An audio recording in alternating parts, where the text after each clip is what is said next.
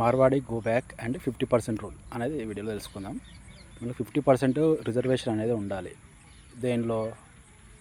ల్యాండ్లో 50% ఎక్కువ వాళ్ళు ఉంటే, ఇప్పుడు ఎగ్జాంపుల్ చూస్తే ఇప్పుడు గోష్మహల్ ఏరియా చూసుకుంటే మొత్తం మార్వాడీస్ వచ్చేసి వాళ్ళే ఒక ఎమ్మెల్యేని మార్వాడి తరఫున ఎన్నుకున్నారు. అంటే నెక్స్ట్ ఇంకో అసెంబ్లీ కాన్స్టిట్యున్సీ అలాగా 50% వస్తే మొత్తం తెలంగాణ మొత్తం మార్వాడీస్కే పోతుంది అన్నట్టు.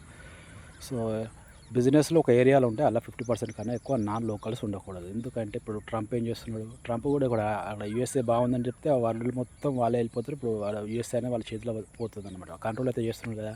ఇక్కడ స్టేట్ గవర్నమెంట్ చేయాలి కదా కంట్రోల్ అనేది, ల్యాండ్ అనేది కూడా. తమిళనాడులో ఇలాంటి పరిస్థితి అయితే వాళ్ళు మాకు నాన్ లోకల్స్ అది అవసరం లేదు, మాది మేము చూసుకుంటామని వాళ్ళు ముందుగానే ప్రైమ్ మినిస్టర్కి అప్పుడు ఇందిరాగాంధీ అప్పుడు ఏదో సెట్ చేసి వాళ్ళ బిజినెస్ వాళ్ళే చూసుకుంటున్నారు. సో ఫారెన్ ఆబ్జెక్ట్స్ అనేది బాడీకి ఒక ట్యాబ్లెట్లు ఉంటాయి అనమాట. ఎక్కువ తీసుకుంటే ఒక సైడ్ ఎఫెక్ట్లు, దాన్ని ఎంతవరకు తీసుకోవాలో అంతవరకు తీసుకోవాలి. లిమిట్గా దాటితే మాత్రం మన అస్తిత్వానికి అది ఉండదన్నమాట.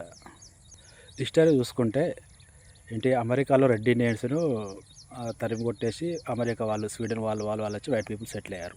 ఇంకా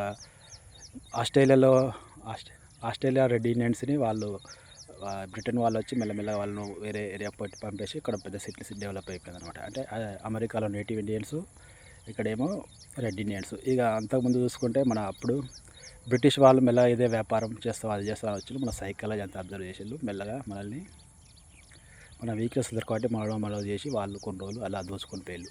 అంతకుముందు ముస్లిం నాయకులు వాళ్ళు ఇది అని వాళ్ళు 1850లో వాళ్ళు దండయాత్ర తెచ్చుకొని కాఫీర్లు అది ఇది అని వాళ్ళు కొన్ని రోజులు వాళ్ళు దాడి చేసిపోయారు. సో ఇలాంటి ముందుగా హిస్టరీ తెలుసుకొని ముందుగా జాగ్రత్తగా పడితే చాలా బెటర్.